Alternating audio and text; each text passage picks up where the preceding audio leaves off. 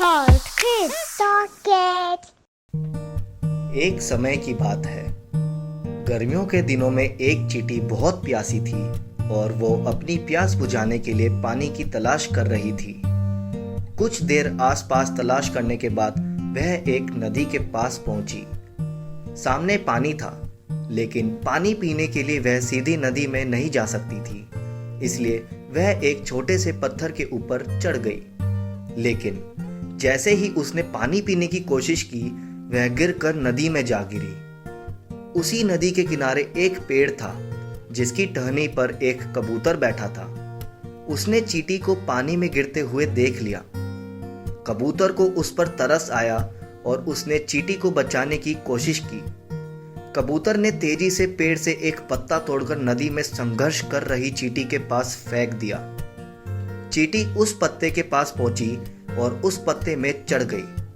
थोड़ी देर बाद पत्ता तैरता हुआ नदी किनारे सूखे आ गया।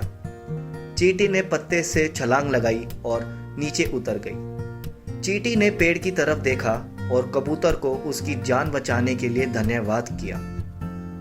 इस घटना के कुछ दिनों बाद एक दिन एक शिकारी उस नदी किनारे पहुंचा और उस कबूतर के घोंसले के नजदीक ही उसने जाल लगा दिया और उसमें दाना डाल दिया। वह थोड़ी ही दूर जाकर छुप गया और उम्मीद करने लगा कि वह कबूतर को पकड़ लेगा। कबूतर ने जैसे ही जमीन में दाना देखा, वह उसे खाने के लिए नीचे आया और शिकारी के जाल में फंस गया। वो चींटी वहीं पास में थी और उसने कबूतर को जाल में फंसा हुआ देख लिया। कबूतर उस जाल में से निकलने में असमर्थ था। शिकारी ने कबूतर का जाल पकड़ा और चलने लगा। तभी चींटी ने कबूतर की जान बचाने की सोची और उसने तेजी से जाकर शिकारी के पैर में जोर से काट लिया।